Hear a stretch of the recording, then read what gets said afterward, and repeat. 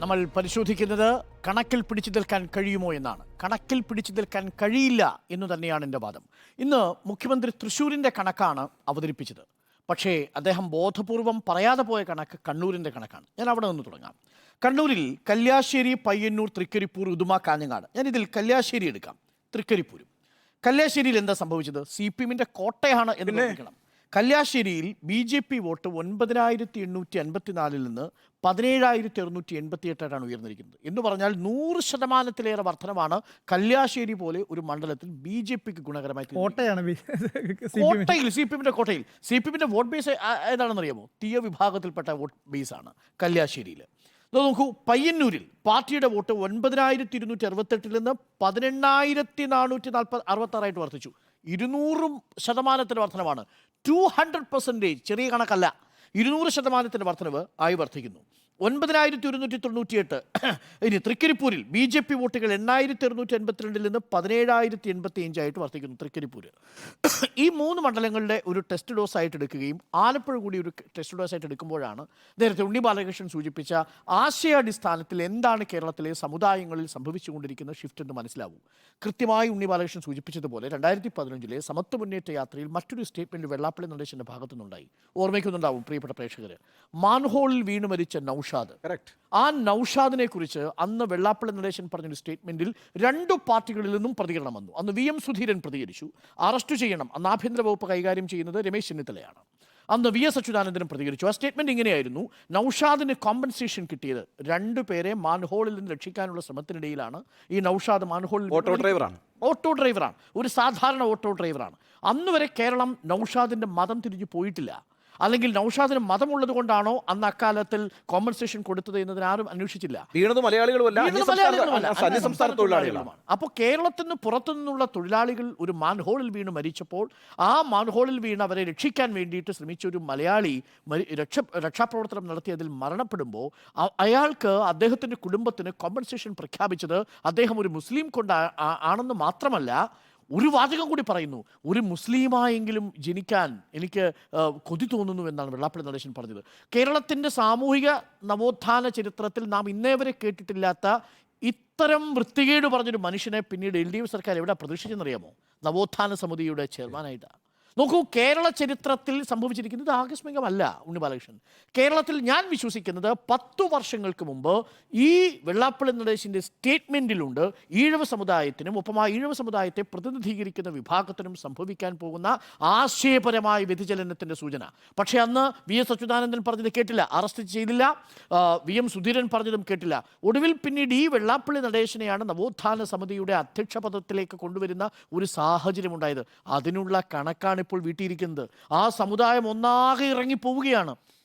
ആ സമുദായത്തിനൊരു വിഭാഗത്തെ ശ്രീനാരായണ ഗുരുവിൽ നിന്ന് അടുപ്പിച്ചു നിർത്താൻ ഒരു പ്രവർത്തനവും സാംസ്കാരികമായി കഴിഞ്ഞ 8 വർഷങ്ങളിൽ നമ്മൾ കണ്ടിട്ടില്ല.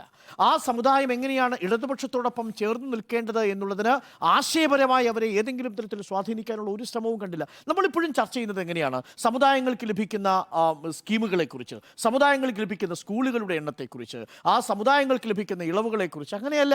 ഒരു സമുദായത്തിൻ്റെ രാഷ്ട്രീയം കേരളത്തിൽ കെട്ടിപ്പടുത്തത് ഏതെങ്കിലും തരത്തിൽ SNDP വിഭാഗത്തിലെ മാനേജർക്ക് ഒരു സ്കൂൾ കിട്ടുമെന്ന പ്രതീക്ഷയിലല്ല കേരളത്തിലെ ഈഴവ വിഭാഗത്തിൽപ്പെട്ട ആളുകൾ CPM-നോടൊപ്പം നിലയുറപ്പിച്ചത്. പകരം അടിസ്ഥാന വർഗം എന്ന് പറയുന്ന ആശയത്തെ അവർക്ക് ബോധ്യപ്പെടുകയും അടിസ്ഥാന തൊഴിലാളി വർഗം എന്ന രീതിയിൽ അവർ സ്വയം മനസ്സിലാക്കുകയും ചെയ്തു. അതുകൊണ്ടാണ് ഈ OV വിജയൻ്റെ സിന്ദൂരപ്പൊട്ടിൻ്റെ ഓർമ്മയിൽ പറയുന്നത് പോലെ, നിങ്ങൾ ആരും കമ്മ്യൂണിസ്റ്റ് മാനിഫെസ്റ്റോ വായിച്ചിട്ടില്ലല്ലോ കേരളത്തിൽ ഇടതുപക്ഷത്തിന് വോട്ട് രേഖപ്പെടുത്താൻ പോകുന്നത് 1957 EMS നമ്പൂതിരിപ്പാടിന്. അത് അടിസ്ഥാന വർഗവുമായി ആ പാർട്ടിയുടെ നേതാക്കൾക്കും ആ പാർട്ടി പ്രവർത്തകർക്കുമുള്ള താദാത്മ്യമായിരുന്നു പ്രധാനപ്പെട്ട പ്രശ്നം. ഇന്നിപ്പോൾ എന്താ പ്രശ്നം? ഈഴവ സമുദായത്തെയും ഈ ബെനിഫിറ്റിന് വേണ്ടി കാത്തു നിൽക്കുന്ന, ഫ്രീ ബീസിന് വേണ്ടി കാത്തു നിൽക്കുന്ന ഒരു പ്രത്യേക മുന്നണി അധികാരത്തിൽ വന്നാൽ കൂടുതൽ അപ്പക്കഷണത്തിന് വേണ്ടി കാത്തു നിൽക്കുന്ന ഒരു പ്രസ്ഥാനമാക്കി മാറ്റിക്കഴിഞ്ഞു. വെള്ളാപ്പള്ളി നടേശനാണ് അതിൻ്റെ ബ്രാൻഡ് അംബാസഡർ. വെള്ളാപ്പള്ളി നടേശനാണ്. ഏറ്റവും ഒടുവിൽ പറഞ്ഞിരിക്കുന്ന സ്റ്റേറ്റ്മെൻറ്റും അങ്ങനെ തന്നെയാണ്. ഹുസൈൻ മടവൂർ രാജിവെക്കേണ്ടി വരുന്ന സാഹചര്യത്തിൽ അന്ന് പറഞ്ഞ വെള്ളാപ്പള്ളി നടേശൻ അതേ സ്റ്റേറ്റ്മെൻറ്റ് ആവർത്തിക്കുന്നു. അതേ നവോത്ഥാന സമിതിയുടെ ഈ സർക്കാർ മിനിമം ചെയ്യേണ്ടത് ഈ നവോത്ഥാന സമിതി പിരിച്ചുവിടുക എന്നുള്ളതാണ്. മിനിമം ചെയ്യേണ്ട കാര്യം ഈ നവോത്ഥാന സമിതി പിരിച്ചുവിടുക എന്നുള്ളതാണ്. കാര്യം അതിൻ്റെ തലപ്പത്തിരുന്നു കൊണ്ട് ഒരു കമ്മ്യൂണിറ്റിയെ പൂർണ്ണമായും വർഗീയവൽക്കരിക്കാനുള്ള ഒരു കൊട്ടേഷൻ ഏറ്റെടുത്തിരിക്കുന്ന നേതാക്കളെ ഒരു കണക്കിനും നവോത്ഥാന സമിതിയുടെ തലപ്പത്ത് പ്രതിഷ്ഠിക്കാൻ കഴിയില്ല. That is number 1. നമ്പർ 2, എന്താണ് പാർട്ടി ചെയ്തത് എന്നത് വളരെ പ്രധാനപ്പെട്ട കാര്യമാണ്. ഇന്ന് വി ഡി സതീശൻ വളരെ രസകരമായ കണക്കിനോടൊപ്പം ചില കാര്യങ്ങൾ കൂടി പറഞ്ഞു. ഞങ്ങൾ 3 നെറേറ്റീവാണ് കേരള സമൂഹത്തിന് മുന്നിൽ വെച്ചത് എന്നാണ് വി ഡി സതീശൻ പറഞ്ഞത്. അതിൽ ആദ്യത്തെ നെറേറ്റീവ് എന്ന് പറയുന്നത് സി പി എമ്മിൻ്റെ കോട്ടകളിലേക്ക് ബി ജെ പി കയറുന്നത് എങ്ങനെയാണ്, സി പി എം ജീർണിക്കുന്നത് എങ്ങനെയാണ് എന്നതിനെക്കുറിച്ച് അദ്ദേഹം പറയുന്നു. രണ്ടാമത്തത് വളരെ പ്രധാനപ്പെട്ട കാര്യമാണ്. കേരളത്തിലെ ജനത കണക്കിലെടുത്ത ഒരു പ്രധാനപ്പെട്ട കണക്കെന്ന് പറയുന്നത് അവരുടെ ക്ഷേമ പെൻഷൻ കിട്ടുന്നില്ല. അവരുടെ ക്ഷേമനിധി ബോർഡിൽ ഇപ്പോൾ നോക്കൂ, കെട്ടിട നിർമ്മാണ ക്ഷേമനിധി ബോർഡിൽ 16 മാസത്തെ കുടിശ്ശിക കൊടുക്കാൻ കിടക്കുകയാണ്. 5 മാസത്തെ ക്ഷേമ പെൻഷൻ കൊടുക്കാൻ നിൽക്കുകയാണ്. KSEB അടക്കമുള്ള കാര്യങ്ങളിൽ എന്താണ് സംഭവിച്ചുകൊണ്ടിരിക്കുന്നതെന്ന് കണക്കുകൾ നിരത്തി പറയുന്നു. ഇവിടെ അദ്ദേഹം പറയുന്ന ഒരു വാചകം വളരെ സ്ട്രൈക്കിംഗ് ആണ്. കേരളത്തിലെ ഏതു വീട്ടിൽ പോയി നോക്കിയാലും അവിടെ മോദി ഭക്തനായ ഒരാളെ അല്ല നിങ്ങൾക്ക് നേരിട്ട് കാണാൻ സാധിക്കുക. ഈ പിണറായി വിജയൻ സർക്കാരിൻ്റെ ഭരണത്തിൻ്റെ ഏതെങ്കിലും തരത്തിലുള്ള ദോഷവശങ്ങൾ കൊണ്ട് ബുദ്ധിമുട്ട് അനുഭവിക്കുന്ന ഒരു ഇരയെ ഏതു വീട്ടിലും നിങ്ങൾക്ക് കാണാൻ സാധിക്കുമെന്നാണ്. ഞാൻ ആലോചിച്ച് നോക്കിയപ്പോൾ ശരിയാണ്. നിങ്ങൾ നോക്കൂ, സർക്കാർ ജീവനക്കാരുടെ വോട്ട് കുറയാൻ കാരണം തപാൽ വോട്ട് കുറയാൻ, നമ്മൾ ഇന്നലെ ഡിസ്കസ് ചെയ്തതാണ്. തപാൽ വോട്ട് കുറയാനുള്ള കാരണം എന്താ? 19% അവരുടെ ഗഡുക്കൾ കൊടുക്കാനുള്ളത്. 19 ഗഡുക്കൾ കൊടുത്തിട്ടില്ല. ഈ പറയുന്ന ബത്ത എന്ന് പറയുന്നത് പെൻഷൻകാരുടെ ക്ഷാമാശ്വാസം കൊടുത്തു തീർത്തിട്ടില്ല. ഇനി അതിന് 20,000 കോടി രൂപയുണ്ടെങ്കിലേ ഇപ്പോൾ പ്രോഗ്രസ് റിപ്പോർട്ടിൽ പറഞ്ഞതുപോലെ ഇതൊക്കെ കൊടുത്തു തീർക്കാൻ സാധിക്കൂ. അപ്പോൾ ഈ സർക്കാർ ജീവനക്കാരുള്ള വീട്ടിൽ അവർ സ്വാഭാവികമായും ചിന്തിക്കുന്നത് അടുത്ത പേ കമ്മീഷൻ വരാൻ പോകുന്നു, കഴിഞ്ഞ പേ കമ്മീഷൻ്റെ കുടിശ്ശിക കൊടുത്തു തീർത്തിട്ടില്ല, DA കൊടുത്തു തീർത്തിട്ടില്ല. സ്വാഭാവികമായും അവരുടെ വോട്ടിലൊരു വിള്ളലുണ്ടാവും. ഇത്തവണത്തെ തപാൽ വോട്ട് എണ്ണി നോക്കിയപ്പോൾ ചരിത്രത്തിൽ അസാധാരണമായ വിധം തപാൽ വോട്ടുകളിൽ LDF ഇടിവ് സംഭവിച്ചിരിക്കുന്നു ജീവനക്കാരുടെ കാര്യത്തിൽ. ഇനി ജീവനക്കാരില്ല പോട്ടെ, മറ്റൊരു വീട്ടിലേക്ക് പോയാലോ 60 വയസ്സ് പിന്നിട്ട ആൾക്കാരുണ്ടെങ്കിൽ 5 മാസമായി അവരുടെ മരുന്നിന് കാശ് കിട്ടിയിട്ടില്ല, ഈ ക്ഷേമ പെൻഷൻ കിട്ടിയിട്ടില്ല. ഇനി ഇതുമല്ലെങ്കിൽ നിങ്ങൾ ഏതെങ്കിലും തൊഴിലാളികളുടെ വീട്ടിലേക്ക് പോകൂ, തയ്യൽ തൊഴിലാളിയുടെ വീട്ടിലേക്ക് പോകൂ, അവരുടെ ക്ഷേമനിധി ബോർഡിൽ നിന്ന് അവർക്ക് ലഭിക്കേണ്ട പണം കിട്ടിയിട്ടില്ല. അപ്പോൾ ഇത്തരം ബുദ്ധിമുട്ടുകൾ അനുഭവിക്കുന്ന ഒരു ജനത മുന്നിലുണ്ട് എന്ന് പാർട്ടിക്കും ഒപ്പം സർക്കാരിനും തിരിച്ചറിയുക എന്നതാണ് ഈ തെരഞ്ഞെടുപ്പിൽ ഏറ്റവും പ്രധാനപ്പെട്ടത്. അതല്ലാതെ തൃശ്ശൂരിലെ മാത്രം ചെറി പിക്കിംഗ് ആണ് ഇന്ന് മുഖ്യമന്ത്രി നടത്തിയത്. ഞാൻ ഈ പറഞ്ഞതുപോലെ കല്യാശ്ശേരിയെ നിങ്ങൾ തന്ത്രപരമായി വിസ്മരിക്കുകയും നിങ്ങൾ തൃശ്ശൂരിലെ മാത്രം ഒരു വോട്ടിനെ പ്രൊജക്റ്റ് ചെയ്തുകൊണ്ട് നിങ്ങൾ അതിനെ സ്ഥാപിക്കാൻ ഒരു ശ്രമം നടത്തുകയും ചെയ്തപ്പോൾ മുഖ്യമന്ത്രി ചെറി പിക്കിംഗ് നടത്തി. മുഖ്യമന്ത്രി പറഞ്ഞതിൽ ഗൗരവമില്ല എന്നല്ല ഞാൻ പറയുന്നത്, പക്ഷേ കണ്ണൂരും കൂടി പറയണമായിരുന്നു. ഒപ്പം തൃശ്ശൂരിലെ കാര്യം കൂടി പറയുമ്പോഴാണ് അത് സാധ്യമാവുക. പക്ഷേ മുഖ്യമന്ത്രി ഏറ്റവും ഒടുവിൽ പറഞ്ഞ വാചകം ഇതാണ്: ഇതൊരു അന്തിമമായ പരാജയമേ അല്ല. തീർച്ചയായിട്ടും അങ്ങനെ ആവാനും സാധ്യതയില്ല. പക്ഷേ 11 നിയമസഭാ മണ്ഡലങ്ങളിൽ 1ാം സ്ഥാനത്ത് നിൽക്കുന്ന പാർട്ടിയാണ് BJP എന്നത് ആലോചിക്കുക എന്നത് മാത്രമല്ല, 8 ഇടങ്ങളിൽ 2ാം സ്ഥാനത്താണ്. അതാണ് ഏറ്റവും പ്രധാനപ്പെട്ട കാര്യം. 11ഉം 8ഉം 19 ഇടങ്ങളിൽ ഈ ലോക്സഭാ തെരഞ്ഞെടുപ്പിൽ തന്നെ BJP നിയമസഭാ മണ്ഡലങ്ങളിൽ അവിടുത്തെ വോട്ടർമാരുടെ പ്രധാനപ്പെട്ട ഒരു പരിഗണനയിലേക്ക് എത്തിയിരിക്കുന്നു എന്നുള്ളതാണ്. അത് ഏതെങ്കിലും തരത്തിൽ ശോഭാ സുരേന്ദ്രൻ്റെയോ ആറ്റിങ്ങലിലുള്ള സ്ഥാനാർത്ഥി V മുരളീധരൻ്റെയോ തിരുവനന്തപുരത്ത് രാജീവ് ചന്ദ്രശേഖരൻ്റെയോ തിരുവനന്തപുരത്ത് തൃശ്ശൂരിൽ സുരേഷ് ഗോപിയുടെ മാത്രം വ്യക്തിപ്രഭാവത്തിൻ്റെ വോട്ടുകളല്ല.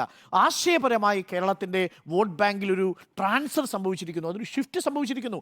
ആശയപരമായി ഷിഫ്റ്റാണ് സംഭവിക്കുന്നത്, വോട്ട് ഷിഫ്റ്റ് അല്ല എന്ന കെ സുരേന്ദ്രൻ്റെ ആശയത്തോട് ഞാൻ പൂർണ്ണമായിട്ടും യോജിക്കുന്നു. അത് നിരന്തരമായി നമ്മുടെ സാമൂഹിക പരിസരങ്ങളെ നിങ്ങൾ നിരീക്ഷിച്ചാൽ മനസ്സിലാവും.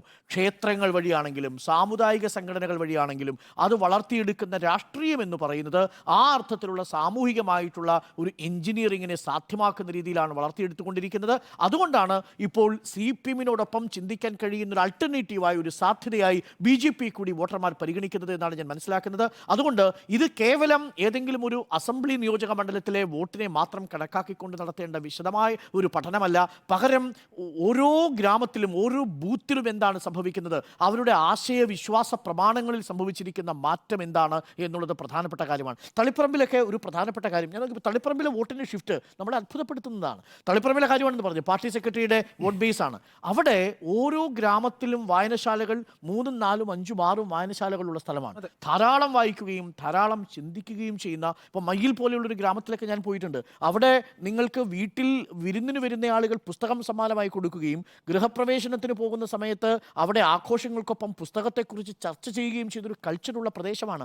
ആ പ്രദേശങ്ങളിലൊക്കെ BJPയുടെ വോട്ട് വിഹിതം കൂടുന്നു എന്ന് പറയുന്നത് അസാധാരണമാം വിധം ആശയപരമായിട്ട് തന്നെ നമ്മൾ ചിന്തിക്കേണ്ട ഒരു പ്രധാനപ്പെട്ട കാര്യമാണ്. അതിന് നമുക്ക് ഇവിടെ ഇരുന്നു കൊണ്ട് ഒരു ഒറ്റവാചകത്തിൽ എന്തുകൊണ്ടത് സംഭവിക്കുന്നു, ആ ആശയ വ്യതിചലനം എങ്ങനെ ഉണ്ടാവുന്നു എന്നുള്ളത് പറയാൻ കഴിയില്ല. അത് കേവലം ഇസ്ലാമോഫോബിക്ക് മാത്രമാണെന്ന് ഞാൻ വിശ്വസിക്കുന്നില്ല. അതിനും അപ്പുറം മറ്റു ഘടകങ്ങളുണ്ടാവാം. പക്ഷേ ആ ഘടകങ്ങളെ ആഴത്തിൽ പഠിക്കേണ്ടതുണ്ട്.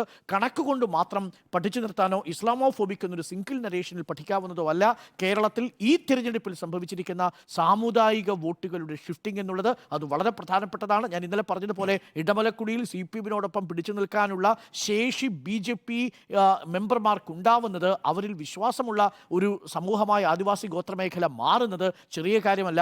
പാളിപ്പോയ മിഷനല്ല ഈവൻ CK ജാനുവിൻ്റെ കാര്യത്തിൽ പോലും എന്നാണ് ഞാൻ വിശ്വസിക്കുന്നത്.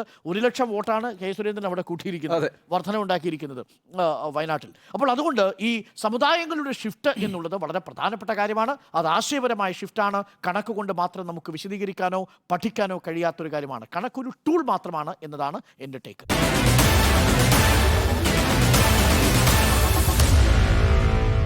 Meet the editors.